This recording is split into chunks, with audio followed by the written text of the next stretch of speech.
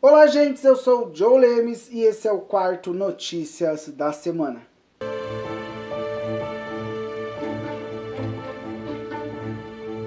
Mais uma semana se passou neste ano da graça do Senhor de 2023 e eu tô mais crazy que as dancinhas da Amanda lá no BBB 23.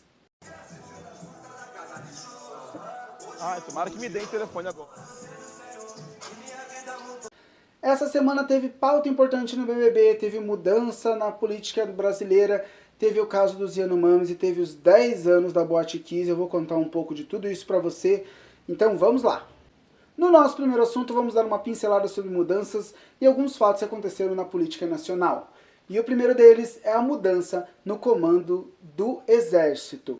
O comandante Júlio César de Arruda foi demitido por Lula e esse anúncio foi feito ainda no sábado pelo ministro José Múcio, que já estava do lado do novo comandante, que é Thomas Miguel Ribeiro Paiva. Mas a questão é o motivo que levou a essa demissão. Arruda estava no cargo desde o dia 30 de dezembro, ainda no governo Jair Bolsonaro, estava como interino, mas entendeu-se que os fatos que aconteceram durante o 8 de janeiro tornaram insustentável a continuidade porque houve uma quebra de confiança. Muito bem. O segundo assunto está no maior clima tapas e beijos, e é a relação de Sérgio Moro com Bolsonaro, ou melhor, com o PL, partido de Jair Bolsonaro. Quem lembra que Sérgio Moro esteve ali do ladinho, apoiando Jair Bolsonaro e a sua candidatura à reeleição no segundo turno da eleição. Inclusive, ele compareceu como um assessor num dos debates, isso foi super comentado. Pois bem, essa semana foi noticiado por Luísa Marzullo do jornal O Globo que o PL, partido de Jair Bolsonaro, abriu um processo na Justiça Eleitoral contra Sérgio Moro. A acusação de que ele teria cometido abuso de poder econômico da sua candidatura no ano de 2022.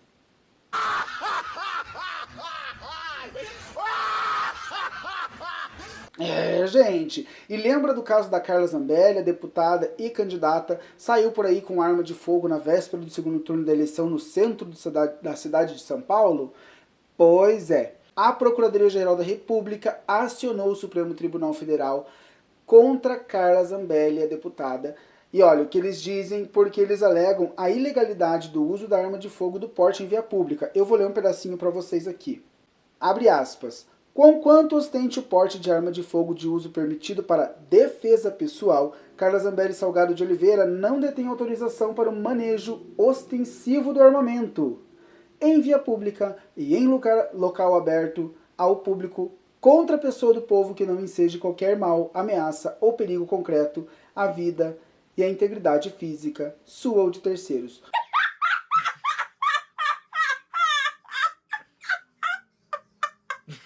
Nessa semana também foi noticiado que o ministro Flávio Dino entregou um pacote que vem sendo chamado de pacote da democracia ou pacote anti-golpe, com algumas indicações e sugestões que visam reforçar a segurança nos prédios públicos da capital federal, e eu vou pontuar 4 delas que foram divulgadas. A criação de uma Guarda Nacional, novas regras para o compartilhamento de conteúdos antidemocráticos nas redes sociais, ampliar as penas contra golpistas, regulamentar a segurança pública de Brasília, dividindo o que é responsabilidade do governo local e do governo federal. Vamos ficar acompanhando isso, porque essas sugestões foram entregues para Lula, para o governo Lula, para que seja analisado e eventualmente seja feito um projeto de emenda à Constituição para que seja analisado pelo Congresso e tenham aí as mudanças que precisam ser feitas. E o assunto agora é Dona Fátima de Tubarão, assim que ficou conhecido esta senhora que apareceu e figurou aí a rede social, bombou na rede social. Ela era uma das pessoas que participou da invasão aos prédios públicos no dia 8 de janeiro. Pois bem, ela foi presa nessa sexta-feira, gente. Vou até ler o nome dela. Fátima Mendonça Jacinto Souza, de 67 anos, foi presa nessa sexta-feira, dia 27, na terceira fase da Operação da Lesa Pátria, que é aquela que cumpre mandatos relacionados aos atos de 8 de janeiro. Só que, gente, ela não era totalmente desconhecida da justiça, tá? Porque aqui, contra ela tem uma condenação por tráfico de drogas de 2014 e uma denúncia no Ministério Público de Santa Catarina, do Ministério Público de Santa Catarina, onde ela responde por falsificação de documento e estelionato. E tem um caso aqui que vai relacionar o Telegram e o STF. Não sei se vocês ficaram sabendo, mas durante essa semana o ministro Alexandre de Moraes determinou o bloqueio da conta no Telegram de Nicolas Ferreira, deputado eleito. E o Telegram, além de não cumprir, ainda questionou e pediu para que o ministro revisasse a decisão. Pois Alexandre de Moraes revisou a decisão e decidiu que iria multar o Telegram em 1,2 bilhão de reais. Nós estamos quase no finalzinho de janeiro e ainda não começou o ano legislativo. Não sei se você também sabia, mas o ano legislativo começa em fevereiro. Isso porque a troca de legislatura acontece ali. Quando eu digo legislatura, é tanto lá dos deputados, senadores, como dos vereadores e dos deputados estaduais nas 3 esferas. Eis que, chegando o período da posse, o Supremo Tribunal Federal, por meio do ministro Alexandre de Moraes, pediu que seja suspensa a posse de legisladores ou de deputados eleitos, mas que estejam relacionados ou que estejam sendo investigados nos atos antidemocráticos do começo do ano. Eu anotei até uma listinha aqui para falar para vocês alguns dos citados. Luiz Ovando, do PP, Marcos Pelon, Rodolfo Nogueira, João Henrique Catan, esses 3 do PL, Rafael Tavares do PRTB, Carlos Jordi, Silvia Waiapi, André Fernandes, Sargento Rodrigues e Valber Virgolino do PL. E ele, que foi citado na notícia anterior, Nicolas Ferreira, também do PL. Um caso que consternou todo mundo foram as terríveis imagens dos Yanomamis e do que está acontecendo com eles. Essa semana o Ministério da Saúde decretou emergência de saúde para combater a desassistência que vinha sofrendo o povo Yanomami. Eu anotei aqui, gente, são, olha, quase 100 crianças Yanomamis morreram e 11.530 casos de malária foram identificados na população Yanomami só no ano de 2022. Desde 2020, o Supremo vem reiteradamente determinando que a União tome atitudes para assegurar a existência dos povos indígenas, sobretudo os Yanomamis. Entre elas, que fosse feita um plano de expulsão de invasores da terra indígena Yanomami e outras 6 comunidades indígenas, onde há a presença ilegal de garimpeiros e mineradores. Ainda nessa semana, a Polícia Federal anunciou uma abertura de um inquérito para analisar se houve participação de membros integrantes do governo federal anterior ao governo Jair Bolsonaro, que deixaram a situação propositalmente chegar aonde ela chegou, visando ainda identificar se houve genocídio ou omissão de socorro à população indígena. O importante, gente, é parar um pouco para refletir o que significa a palavra genocídio que a gente tanto ouviu por aí. E é por isso que eu fui buscar no dicionário. Segundo o dicionário Oxford, genocídio é o extermínio deliberado, parcial ou total de uma comunidade, grupo étnico, racial ou religioso. Vale lembrar ainda uma curiosidade que no ano de 1993, o então deputado Jair Bolsonaro fez um projeto de lei que visava acabar com a demarcação das terras indígenas Yanomami. Entre algumas coisas que tem nesse pedido, nesse projeto de lei, ele fala que ela é uma área riquíssima em madeira e minerais raros. Quero fazer uma pausa aqui, no meio desses assuntos, para pedir, por favor, ajuda no engajamento, manda esse vídeo para quem você conhece, para um parente. Sabe aquela pessoa que fica no grupo do Zap, querendo se informar só por lá? Manda o link para ela, sabe? Tipo, olha, dá uma olhada aqui. Aqui a gente busca fontes confiáveis para poder trazer a informação. E ajuda no compartilhamento, manda no grupo da família, manda pros amigos, fala, entra lá, clica no raio do sino, gente, pelo amor de Deus, segue o canal, compartilha, curte, fala que me ama, sabe, comenta alguma coisa aqui embaixo, hein, merda. O próximo assunto podia ser sobre relacionamentos, mas é sobre Big Brother Brasil, porque a expressão relacionamento tóxico virou trend nas redes sociais dessa semana por conta de algo que aconteceu no último domingo. Um pouco antes da votação, o apresentador Tadeu Schmidt fez uma incursão no programa, falou abertamente com ele sobre o que estava acontecendo no relacionamento entre Bruna Grifal e Gabriel da Casa de Vidro. Entre as situações, ele citou até algumas frases, e uma delas falava de Gabriel se referindo a ela, falando alguma coisa do tipo, até você levar uma cotovelada na boca, enfim. Tadeu foi pontual e cirúrgico ao falar que algumas coisas não devem ser ditas nem de brincadeira. E eu faço uma pausa aqui para falar e lembrar aquela frase antiga, ridícula, que falava que em briga de marido e mulher não se mete a colher, e se mete a colher sim.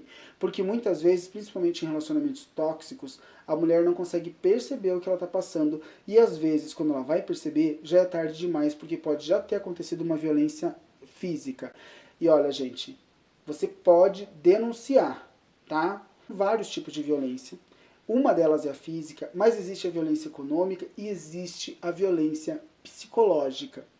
Fique atento, se você conhece alguém, denuncie, ligue aqui, faça denúncia, seja uma pessoa amável, seja uma pessoa empática, porque isso que aconteceu no Big Brother tem que acender um alerta na cabeça de todos nós.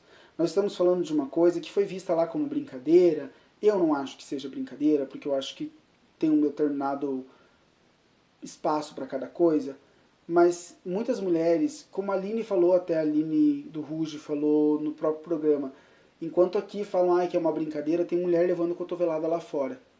E eu peguei dados aqui do próprio governo federal, gente, e são só do primeiro semestre de 2022. No nosso país foram registrados mais de 31 mil denúncias e 169 violações envolvendo a violência doméstica contra a mulher. Se você sabe de alguma coisa, denuncie. E o último assunto dessa semana é a passagem dos 10 anos da Boate Kiss.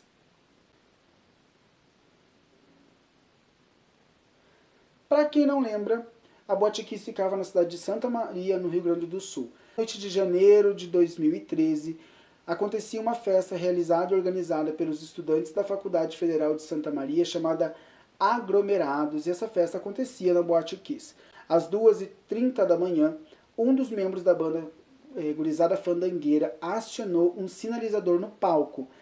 Eis que, sob o palco, tinha vários materiais que buscavam isolar acusticamente o espaço. Então tinha espuma, depois foi visto que no banheiro tinha sido vedado as saídas, as janelas, para que o som não saísse para fora da casa.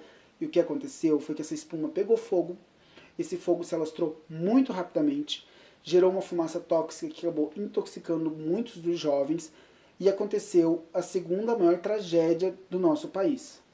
252 jovens morreram e 636 jovens ficaram feridos nessa noite. Houve um processo. 4 pessoas foram levadas para o tribunal do júri, 2 proprietários da casa, 2 membros da banda Gurizada Fandangueira. Eles foram condenados pelo tribunal do júri, mas foi recorrido por algumas questões jurídicas. Em agosto de 2022, por uma decisão do Tribunal de Justiça, foi anulada a decisão do tribunal do júri. Ou seja, gente, 10 anos depois e ninguém está preso. E para lembrar dessa data e marcar essa data, um documentário e uma série foram lançadas essa semana. Boate Kiss, a tragédia de Santa Maria, é um documentário da Globoplay em 5 episódios que narra um pouco, entrevista alguns dos familiares, algumas das vítimas, mas mostra um pouco passo a passo desse tribunal do júri que eu citei agora há pouco. Todos os dias, como foram, as reações e tudo mais. É muito interessante, se você quer ter uma noção jornalística do que aconteceu, eu super indico e eu já assisti. Já Todo Dia, a mesma noite, o incêndio da Boate Kiss é uma série da Netflix que tenta retratar a história de algumas vítimas, famílias de vítimas. E esse eu ainda não assisti, mas minha irmã assistiu e falou que é mega pesado e que realmente mexe muito com a gente. Eu estou me preparando para começar a assistir, mas também vou indicar porque minha irmã falou, é muito bom, inclusive para a gente entender um pouco. Eu acho que ela toca emocionalmente mais as pessoas, é uma reprodução das histórias das vítimas, diferente da proposta da Globoplay, que é um documentário. Então tá aqui a indicação dos dois. Bem, por hoje é isso. Eu vou ficando por aqui. Deixa o seu like, por favor. Hein, gente? Tá? Vou ficando por aqui. Vou me indo ali. Tá? Que a semana tua seja maravilhosa. Melhor do que a semana que passou. Tá? A minha, a sua, a nossa. Beijo de luz. Tá? Até semana que vem, tá?